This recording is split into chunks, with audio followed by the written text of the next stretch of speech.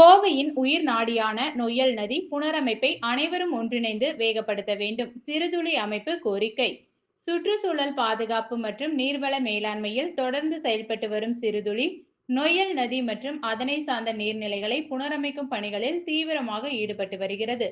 மேற்கு தொடர்ச்சி மலைப்பகுதியில் உள்ள வெள்ளியங்கிரி மலைப்பகுதியில் தோன்றி சுமார் 170 கிலோமீட்டர் நீளத்தில் பாயும் நொய்யல் நதி கோயம்புத்தூர் மற்றும் சுற்றுவட்டார பகுதிகளில் விவசாயம், நிலத்தடி நீர் மற்றும் சுற்றுச்சூழல் சமநிலைக்கு முக்கிய ஆதாரமாக விளங்கி வருகிறது.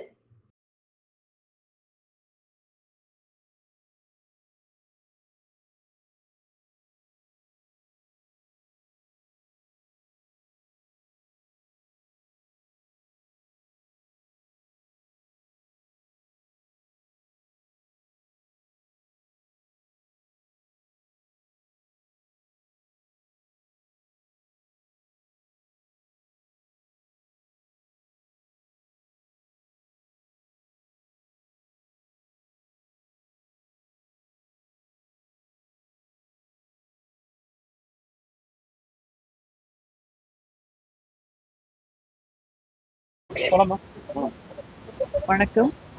எல்லோருக்கும் புத்தாண்டு நல்வாழ்த்துக்கள். சிறுதுளிக்கு கிட்டத்தட்ட 23 வருஷமா நாங்கள் தண்ணீர் சம்பந்தமான வேலைகளை செஞ்சுட்டு இருக்கோம். இந்த வருஷம் எப்போ இல்லாத அளவுக்கு நொய்யல் நதியில சிறப்பாக பண்ணிட்டு இருக்கிறோம்.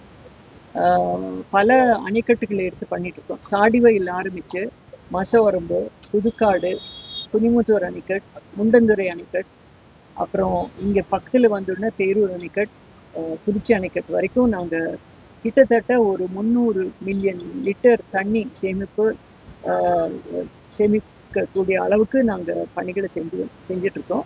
இதை கிட்டத்தட்ட ஒரு 2 மாதமாக தான் பண்ணிகிட்ருக்கோம். நாங்கள் ஒவ்வொன்றும் பண்ண எங்களுக்கு நிறைய ஐடியாஸ் வருது. அதுக்கு எங்களுக்கு உள்ளூர் சப்போர்ட். இப்போ பேரூர் எடுத்துட்டிங்கன்னா சாமி பேரூர் அதீனம்லேருந்து சாமி நிறைய ஹெல்ப் பண்ணிட்டு இருக்காரு.